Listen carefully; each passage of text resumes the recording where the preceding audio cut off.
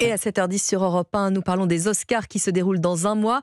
Anatomie d'une chute de Justine Triet, déjà Palme d'Or, pourrait aussi tout emporter sur son passage au BAFTA. Oui, déjà la Palme d'Or, vous le disiez. 2 Golden Globes aussi est nommée ce soir dans 7 catégories au BAFTA. Meilleur film, meilleure réalisatrice pour Justine Triet ou encore meilleure actrice pour Sandra Hüller. Clémence Deronne, le thriller rencontre un succès dingue à l'international.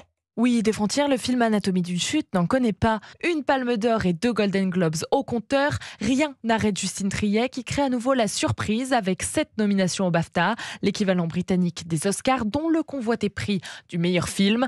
Anatomie d'un succès avec Fabrice Leclerc, spécialiste cinéma pour Paris Match.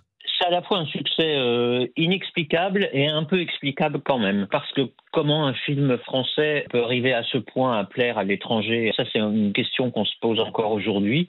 Et c'est aussi explicable parce que c'est un film qui parle aux gens.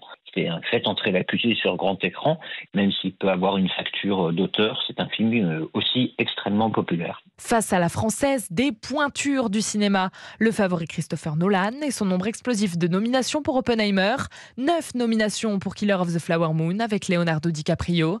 Le long métrage de Justine Triet continue donc de rayonner à l'international et semble côtoyer les sommets. Véritable antinomie d'une chute. Clémence Deronne, est noté que le prince William, qui ne s'est exprimé qu'une fois depuis l'annonce du cancer de Charles III, sera là ce soir comme président des BAFTA. Il devrait rencontrer les lauréats.